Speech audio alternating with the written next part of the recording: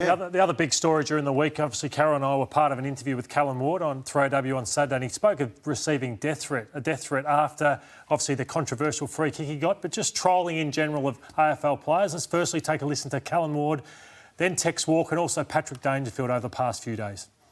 I know it's a reality and it's social media. I won't listen to all of it, but I know there are people out there who probably would, and I think it's just got to stop because if you're getting death threats like I've been getting, with some players couldn't handle that.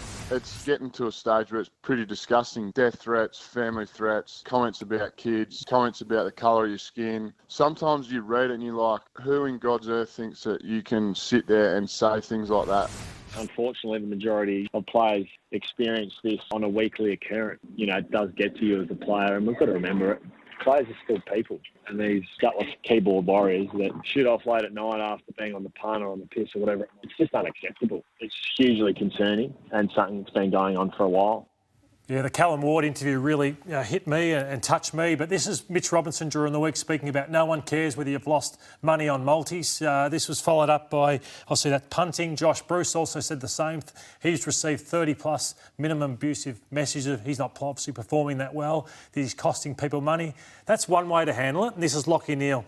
He kicked 0 goals and 6 points one day and said, all right, according to my Twitter feed, a few of you had me for a kick a goal on the multi. Apologies, I owe you all a beer. So I just wanted to make the point. That's a champion with his act together. And death threats is one thing, you know, and I received one in my time and took it to the club, and the guy was disabled, but he'd sent one to Nathan Thompson the week before saying that you wouldn't want to play, otherwise I'm going to get you on the MCG. He did the same to me. I was quite fearful. And same with Callum Ward. I think that's something that you... Yeah. So Ross is laughing, but I'm just saying, we took it to the club when you said, I'm going to put a bullet through you if you play on the weekend. So you wouldn't... If you're going to engage in the situation of social media, and I'm sympathetic with Taylor Walker, I really am, but he puts out nasty... I mean, he tweeted some horrible things about me once on this show. So I'm just saying, you've got to... And it wasn't a death threat, but it was pretty mean and it was pretty insulting. So... Can't have your cake and eat it. You can't have your cake and eat it. Can I just put this point? Don't do it. If you don't get involved if you can't handle it. Delete Twitter, delete Instagram. I do. I don't do any of that AFL stuff. AFL players, control the controllables. Can they control it? It's up to the individual. I love looking at the comments. It makes me feel so good about life. But death threat, that's a step too far. And if it goes outside of breaking the law, well, you take it straight to the police. Other than that, take control, delete. Can I just say this?